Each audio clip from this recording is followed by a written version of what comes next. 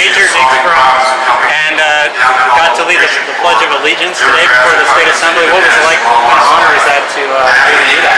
It's a very humbling experience to be out here in front of all these great people, and true American patriots are very interested in taking their country back. A lot of veterans out here too, so it's a huge honor. Huge honor to be in front of them and lead the Pledge of Allegiance out here.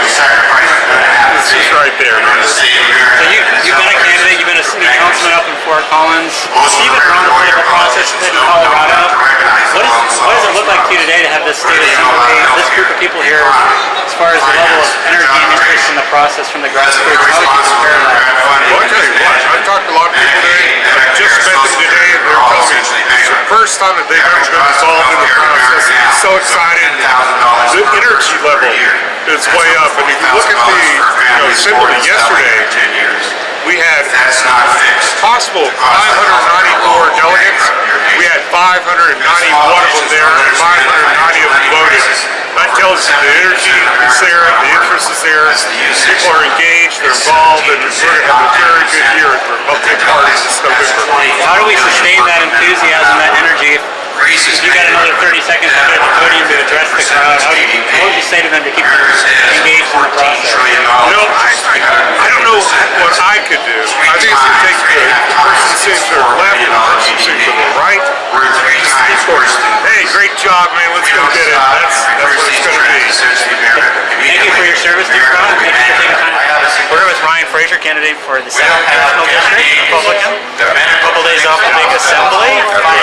We have a primary on your hands, but I mean, what are your impressions of how things went the other night? Well, we had two major objectives, which were one, to make the ballot, and two, to get top line. We did both of those things.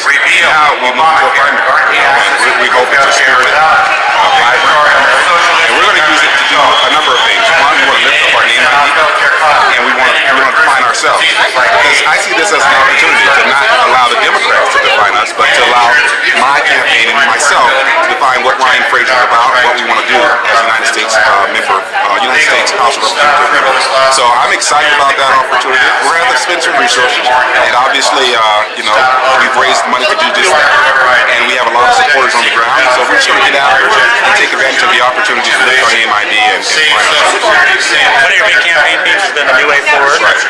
Here at the State Assembly, we have a lot of first-time delegates and alternates that kind of represent that same spirit. Can you kind of comment a little bit about the New Way Forward, what this grassroots energy, what it means as far as the message, and where we need to go with Republicans? Well, the reality is we cannot afford more of the same. It's time to take a new way forward. And what I mean by that is taking proven, conservative American values and being able to resonate with the American people on those issues in a way in which we have not done in the 21st century.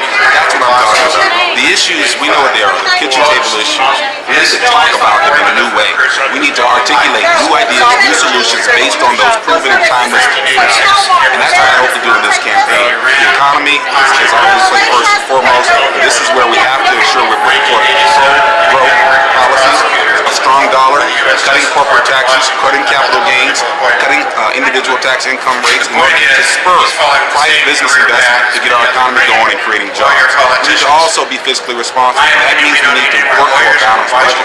We need to root out wasteful government spending. We need to reform entitlements. We have to make the tough decisions that need to be made to get our country back on a fiscal sustainable footing. These are the types of things we're going to talk about in the campaign, and we're going to do it in a way in which makes sense to people. I think that's going to happen.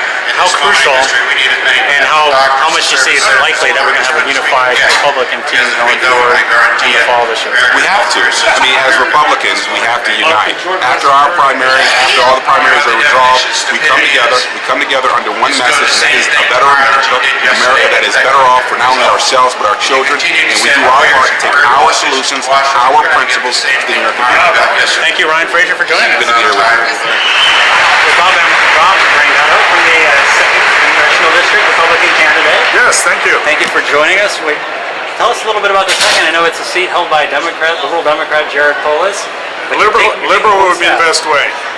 What's your campaign theme? Why do you think we can take out Polis? Well, quite honestly, we have seen in the district. I started my campaign. I came out a little bit late in January. We're on the ticket now for the primary, so we're ready to go. Our campaign slogan is honesty, that is what we're standing by all the way through this. We know from talking to individual voters and unaffiliated that they're starting to come on board with us.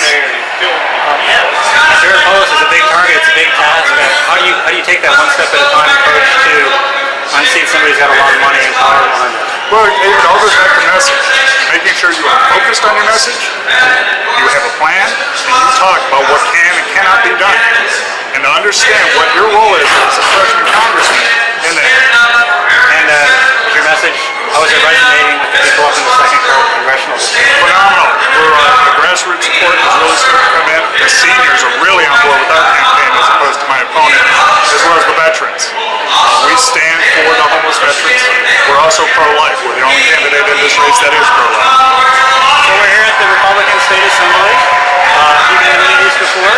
Yes, this is phenomenal. The organization that they have here. You see the turnout. We're going to have about 11:30, I believe. We're going to have some time to speak and address the audience and really just pump it up. Let's turn Colorado red. What's your message and thumbnail sketch message to the delegates here to keep them interested, engaged as we go into November? That we all need to stay focused. Even though there are every county within the state is here, they can still get behind a candidate that they believe in, support them, make phone calls for them, volunteer, donate money, whatever it needs to be done. All right, Bob Rango. Thank you. So Mike Krause, Director of Operations at the Independence Institute here, and we're at the convention gathering signatures for the Right to Healthcare Choice petition. And this petition is very important. It does two very significant things. First, it would write into the Colorado Constitution that the state of Colorado cannot force Coloradans to purchase a public or private health insurance product either on its own or on behalf of the federal government. And number two, it protects your right to pay out of pocket for a healthcare service or product.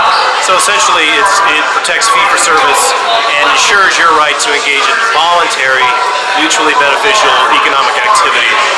And we've had a tremendous turnout. People are very excited about signing it. We've gathered a lot of signatures here at the convention. We're glad to be now. Every year, the Independence Institute hosts a little soiree where we drink good liquor, smoke cigars, and then shoot guns. No, wait. We shoot guns, then we drink the good liquor and smoke fine cigars. It's called our Alcohol, Tobacco, and Firearms Party. It's skeet shooting, so shotguns only. This takes place Saturday, July 17th at the Kiowa Creek Sporting Club. Our special guest shooter and guest speaker is going to be Nick Gillespie, the editor-in-chief of Reason Magazine, the flagship publication of Free Minds and Free Markets. So please go to the Independence Institute's website, independenceinstitute.org, and sign up for ATF. It's going to be a good time. All right, here with State Representative Randy Baumgartner from up in the mountainous region of our state. So we got a big crowd here at this Republican State Assembly. What does it mean to you as an elected official to see so many new, first-time, energetic people involved in the process? Well, it's, let me see, what's your name? Ben.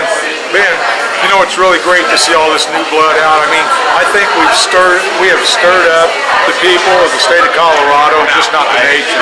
But people's down here, they're mad. They want to get out. They want to see a change, and I think we're going to change things this year. Both in your House district and in the statewide Colorado, what is the big message Republicans need to carry forward? That we're representing the people, we're taking care of the people, we're making sure that the votes that we cast are for not only our districts, but for the entire state of Colorado.